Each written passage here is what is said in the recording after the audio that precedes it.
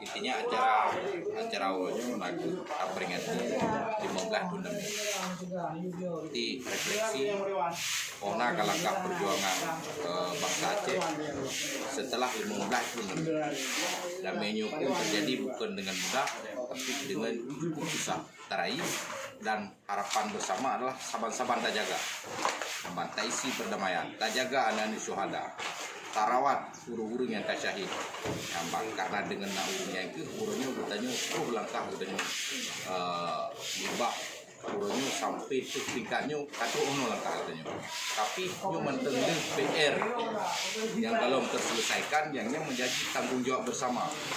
Yang pertama adalah tak jaga persatuan karena kasih tenyu kribri kan hasil nampak ke depan lu sabar-sabar rakan-rakan kalian menyatu hikmat berdoa dan melaki punya bujur ya.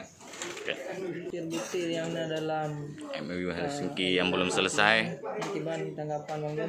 Yang menjadi kewenangan kita pertama adalah teman-teman di DPR yang terus sampai orangnya tetap akan terus berjuang.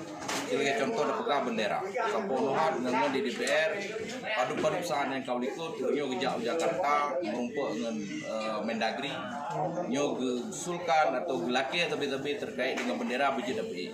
Tapi nyatanya realitas politik yang tadi hadapi orangnya sampai orang nyo belum jadi DPI. Padahal orangnya dengan 15 Agustus wali nangro katanya kali kemarin buahnya DPI. Tapi nyatanya sampai orang belum jadi DPI. Nya realitas politik yang memang fit.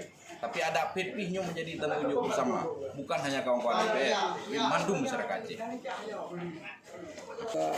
Tahun 2017 dari Ketua DPRK pernah dipaparkan bahwasanya setiap daerah ataupun setiap kecamatan yang naguplot anggaran 10 juta untuk wilayahnya pun betul kan? Yang lebih agak konfirmasi bah Ketua karena lu anak aku. Yang maksudnya di turun daerah anggarannya ataupun memang dalam organisasi anggaran dari DPR mana?